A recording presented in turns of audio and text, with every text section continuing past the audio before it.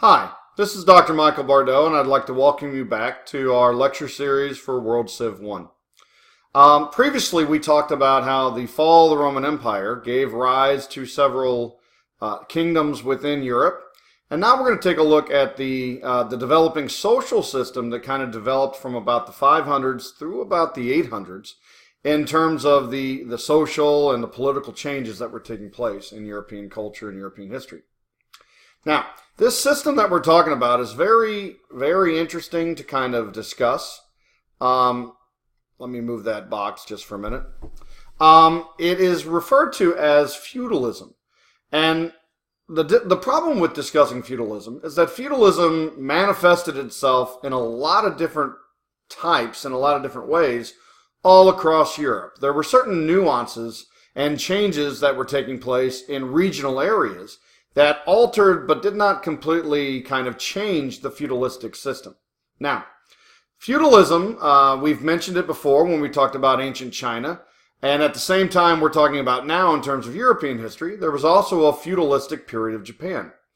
And feudalism, very simply put, is a social, political, and economic system that develops when there is a major collapse of organized, centralized government. And so what feudalism represents is it represents kind of a organic system that comes together at a time period where civilization or societies are basically in dire straits or in dire trouble and are breaking down. And feudalism is the type of system that develops to meet the immediate needs of the society. Now, in terms of strategy or long-term political stability, feudalism is not exactly a great system, but it does develop to kind of fill the gap between organized societies that have undergone some kind of catastrophic or political collapse, and it basically is developed or it becomes a system in use while that civilization kind of recuperates and gets itself back on track. Now, European feudalism was, as I mentioned, a political system. And it is defined by a few political characteristics. First and foremost, it is a decentralized system. And what that means is that the power base of the government is spread out regionally. It's spread out throughout the country with no one central location of authority or power kind of wielding all of that political capital. Speaking of capital, feudalism develops also in a system where there's not an overarching government that is capable of manufacturing money. And so what happens over time is money and the use of money kind of goes out of popular use and is replaced by a more simplistic economic system known as a barter system or a payment in kind system. Now, very simply put, as a political system, feudalism is the exchange of land and the power to control that land, and an exchange of that power and land for military service. Since governments don't have the money to provide an army, they now trade land and power in exchange for military service. And while that may be simplistic, it is also very fundamentally sound in the sense that it's an easy transaction to make. The big difficulties of feudalism is over time that political system begins to break down as these regional rulers vie more and more with each other and with the main monarchy to take control and to kind of become the king or the queen on top.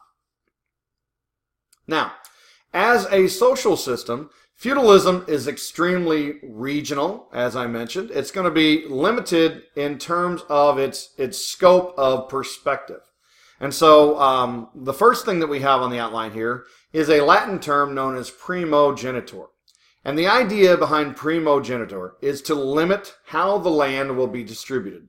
So, for example, a king or a queen passes out the land to his or her dukes or counts, and they will then control that land, a chunk of it, and then they will pass more land that they got. They will pass some of that land out to other nobles who will then control that region, and then they in turn will pass out more land, and that's how you create your army structure. You're going to create your army structure with knights who have a small piece of land, who are under the authority of larger knights or more important knights, who are under the control of dukes, who are under control of the king. So it's a multi-tiered system. And in order to prevent the distribution of land from becoming so thin, primogeniture is put in place. And what primogeniture means is firstborn. And that means that only the firstborn, or the oldest male, since this is a patriarchal society, only the oldest male can inherit the land. And so that, of course, begs the question then what to do with the other children. And we'll kind of discuss that or talk about it. Basically, at this time period, it's important to remember that the infant mortality rate of the Middle Ages was approximately 30 to 45%. And so what that means is out of, basically 1 out of every 3 or 1 out of every 2 children almost will die before the age of 3. And because of that, there was an overarching need for the noble families to produce lots of kids. I mean, there was, of course, a societal need for everybody to produce a lot of kids, but especially for these nobles that didn't want their families to die out, there was a very conscientious drive to produce multiple children. But since only the oldest or the firstborn child could inherit the land, that begs the question, what to do with the other children? And if they were males, that was where the problem came in. If you had female children, that was pretty simple. You would then marry them into other noble families to form political connections and treaties and basically things like that. However, if you had multiple sons, the oldest son would inherit the land, and then what you did with the remaining children is where the medieval duke or the medieval count had to get creative. Usually the second and the third child, but definitely the second child, would then be placed into the service of the church. And so at a very young age, usually 3 or 4, they were then basically taken to a monastery or taken to a bishopric or an officer of the Roman Catholic Church, and they were then placed into the service of the church, where they could basically study, learn how to read and write, because as we mentioned, the church had a monopoly on literacy at this time. And they would continue to rise through the ranks of the church, basically gaining authority, gaining power. And the idea was that as your second and third sons gained power in the Roman Catholic Church, they could then use that power to augment or to help the family itself. And so that's why over the course of about 300 to 400 years, we see a lot of influx of representatives of the Roman Catholic Church that, quite frankly, did not choose that lifestyle. And in fact, that influx of non-willing participants, if you will, kind of directed the ideas, well, not necessarily the ideas, but they definitely directed the course of the Roman Catholic Church in the Middle Ages. Because what we see when we analyze church histories, we see a need for reform periodically in the Roman Catholic Church to deal with a lot of the political corruptedness that was infiltrated, or that infiltrated the church on account of these second and third sons that were rising through the ranks and becoming dominant leaders. If you had more than 4 or 5 kids, then usually what those last remaining children would do is you would either A, try to marry them into other families to gain a good marriage alliance, but also too, it was not uncommon for these secondary children, the third, the 4 sons, to actually go out and make their own way in the world, to possibly get involved in a conflict with another noble, another lord. And if they wound up killing that noble through righteous combat, they could then step in and inherit that person's land. I know it sounds very, very strange to say. It was an extremely militaristic society. All of the leaders of the society were, in fact, warriors first and foremost, which lent itself to a very militarized and a very military aspect or military perspective on life. In case you're wondering, point number 2 mentions the feudum. The feudum is the term used for that land or for that contract that is the exchange between land and military service. Again, using a medieval term, the fief was what was called the actual what was given, whether it be a tract of land. In some extreme cases, it would be limited cases. It might be, for example, a yearly payment of money. But for the most part, it was land and power. Let me move my video box here so you can kind of get a look at what's going on there at point number 3. Point number 3, just again, is there to kind of identify the different types of people that were living in this system. Lords, as we mentioned, would be people that were basically in the upper echelons of society. They were the upper levels. Very simply put, a lord is a person who gave land in exchange for military service. So a king would be a lord, or a queen might be a lord. But then also you could have lords that were counts and dukes, or even lesser counts, vicomtes, etc. The term applies to anybody who made the contract of exchanging land for power. Conversely, on the flip side, vassals were anybody. The vassals were anybody who actually accepted land in exchange and pledging their military service. And this is where things get kind of complicated. If you take those two definitions, a lord is somebody who gives land, a vassal is somebody who accepts land in exchange for military service, then you can have a very weird society. In fact, at one point in time, the King of England, because he was the Duke of Normandy before he became King of England, was actually the vassal to the King of France, because that's who had given him the land of Normandy. So you had a lot of very complicated connections between people. And that's why in this time period, when there wasn't a whole lot of writing, memory of familial connections and family lines was so important. Just to round out the definitions, a peasant is a person who was not nobles, who could either be a farmer or an artisan or somebody working in a city. But they were, of course, free people. They were people that could move around and basically do other types of work, excluding military service or government service. Last but not least, we have what are called serfs. And serfs were like peasants in that they were not noble, but a serf, in fact, was a person who was, quote, owned by the land. And what that meant is that in the medieval period, when you gave land, you also, in fact, gave the people that went with the land, because they were owned by that piece of land. I know it sounds very weird and extremely archaic, but that was the way that medieval society worked. The serfs were required to stay on the land and work the land until they died. They would get to keep about 10 to 15% of what they produced in exchange for working that land.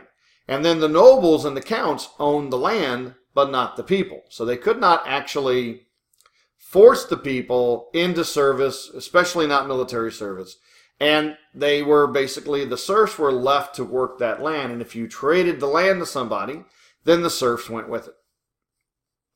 Another interesting thing that we have operating in this feudalistic system is the so-called ideal of chivalry. And what chivalry is it's a social kind of intellectual code based on the idea of honor. See, feudalism, the glue that holds feudalism together are primarily two things: personal connections and loyalty. And so what developed to go along with feudalism is an extreme moral code based precisely on loyalty and honor. And so what developed over time was this chivalry code that not only required people to be true to their word, which kind of kept the political system together, but which also would wind up serving an ulterior kind of social motive. And even though it was an unconscious motive, it would still wind up developing to serve a need of the society. And it's kind of interesting or kind of weird to say this, but chivalry was actually developed also to kind of limit the growth of the noble class. I mean, it's a basic fundamental foundational principle that the more food and the more resources you have, the better able you are to survive and to produce children that survive. And because of that, what we have operating in the Middle Ages is a society that is very, or could become very top-heavy with rulers, but very bottom light in terms of very limited with the number of, quote, producers, i.e. the peasants and the serfs.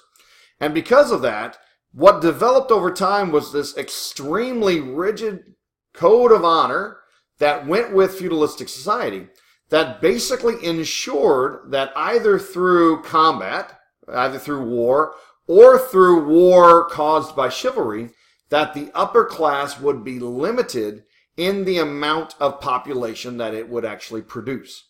So in a very weird way, chivalry almost developed in a way to control that population and to prevent the growth of that upper class who were not producers. They served a purpose in society, but it was not the most important or the most fundamental purpose for survival. Now, last but not least, operating in this time period, we also had the Roman Catholic Church. And it was during this time period where political governments were basically falling down or were collapsing that the Roman Catholic Church moved in and began to kind of occupy a place of both political and spiritual superiority in Europe. As we mentioned before, the church was the controllers of literacy. It was also the controllers of education. And at the same time, it basically incorporated the noble class into its leadership through its role of basically taking in all of these second and third sons of both kings and nobles. And so the Roman Catholic Church, which was at the time the only international organization that still dealt in money, it occupied an extremely high position within medieval society.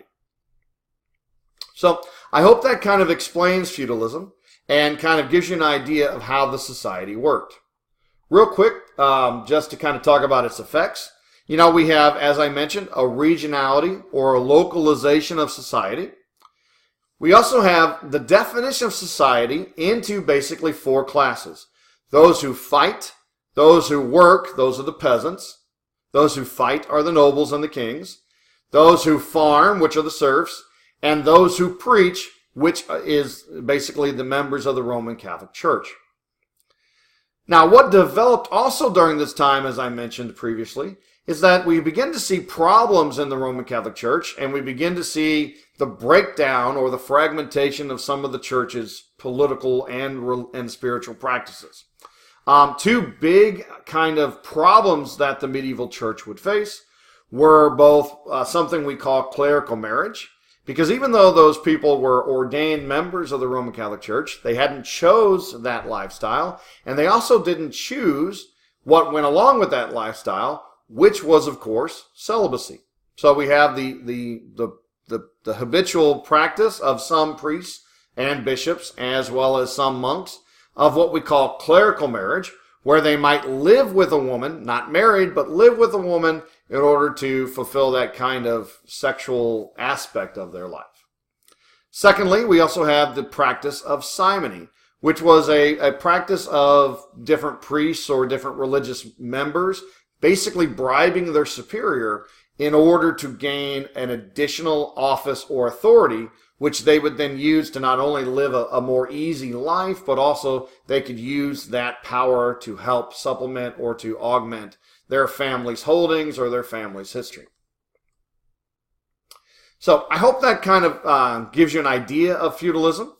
What I want to take a look at real briefly is a second wave of invasions that took place in Europe in the 7 to the 900s that would also help kind of change the course of European history and kind of change the course of both social and political development. As you can see here, I've listed three groups of people that kind of made their way either into Europe or onto the borders of Europe in the 7 and 800s. The first group are called the Magyars, who would later basically be called the Hungarians. They invaded Eastern Europe at the beginning of the 9th century, as well as throughout the middle part of the 9th century. And they primarily settled in what is today modern-day Hungary and also Czechoslovakia in those regions. When they came in, they were originally non-Christian. They were pagan. And as a result, they kind of were the last kind of big wave of non-Christians that migrated into Europe. Their advance was halted in 955 at the Battle of Lechfeld by a German king by the name of Otto I.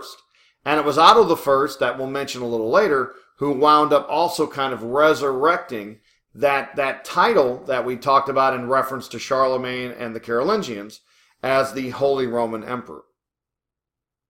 Secondly, we talked about the rise of Islam and the spread of Islam across North Africa and into Spain. And the coming of the Muslims in terms of the political dominance of Islam, it kind of created a bubble of time where Europe was almost completely shut off from the rest of the Asian and the African world. And that represented a big shift, because if you remember when we talked about Rome, Rome was kind of centered around the Mediterranean, and it had a unity of culture in both Europe and North Africa and the Middle East. But with the arrival of the Muslims and basically the expansion of Islam into the Middle East and into Spain, that kind of sealed off Europe. And it would remain sealed off and kind of isolated for a couple of hundred years. The last group that I want to talk about are the so-called Vikings, or the long beards, as they were sometimes called, the peoples from the north. They were Germanic in origin, but they were from farther north. And we would, of course, most likely refer to this culture as Norse culture. They were a polytheistic culture that worshipped, gods that you might be familiar with, like Odin and Thor, that type of cultural experience. And what the Vikings represented in terms of importance is basically twofold. First and foremost, they brought with them newfound technology in terms of shallow boats that could ride up streams, which then forced what we call the castle fortification of Europe. It's really because of the Vikings that castles became widespread, because the feudalistic system could not really meet the demand or meet the challenge of a quick assault by sea. And so that's what the Vikings did. They would sail up into rivers and they would attack particular centers of both wealth and literacy, primarily monasteries, if not small towns. And they would do so in such a way that it would make it very short. They could attack very quickly, and they would basically do about 2 or 3 days of pillaging, and then they would ride out before the king or the local count could actually put his army together. It appears that the system is frozen for just a minute, so I'm going to try to get that back up. I do apologize for that. It seems we had a little bit of a technical difficulty, but I think I've got it back on track. I don't know how much it actually recorded, so just to kind of pick back up with the Vikings, it's really the Vikings and their new style of warfare, this kind of raid mentality, that forced the local lords, who might have maybe 10 or 15 or maybe even 30 knights around them that could protect them. It forced them to kind of build walls around their towns or walls around their houses. And that's how we have the beginnings of what we call this castle fortification. As the Vikings eventually did settle down, they also brought in a kind of renewed militarization, because the Viking society was extremely militaristic based before they came to Europe, which was already, as we mentioned, becoming more militarized as well. And so the Vikings kind of gave in, they kind of added to this feudalization of Europe and settled into primarily two areas, one being northern France, the area today called Normandy, which was originally kind of called Northman land or Northmandy. And then they also settled in Italy, primarily southern Italy, which created the so-called Norman kingdom of Sicily. And so basically, these three new invasions, the Magyars, which kind of settled into Eastern Europe, the Vikings, which kind of settled eventually in Northern Europe and also in England and Italy, and then also the Muslim kind of bubble that kind of incorporated or encapsulated Europe, did a lot to kind of form this kind of closed society that kind of allowed feudalism to settle in for a couple of hundred years. and to kind of solidify European society as being a very regional, very isolated society that did not produce a lot of technological growth or a lot of industrial growth because of the lack of stable government to kind of push that development. Okay, that's kind of our lecture of the early Middle Ages too. If you've taken a look at the outline that's available, you also say that you also see that I go into a lot more depth into Anglo-Saxon England, which was kind of a time period before this, but primarily by and large, and I'm going to go ahead and switch to a map to show you kind of these kind of areas that I'm talking about. You know, that's how Europe kind of settled in and kind of stabilized and stayed fairly stagnant for about 200 years. However, what's going to produce a tremendous amount of change is going to be the connection, if you will, of militarism and Christianity in the form of that event we call the Crusades or the Crusading movement. And that's going to be something that we're going to talk about in our next lecture. After we talk about kind of the rise of the papal monarchy or the rise of the Roman Catholic Church in the Middle Ages, then we'll probably break that lecture kind of in half and then cover the Crusade movement also. Thank you.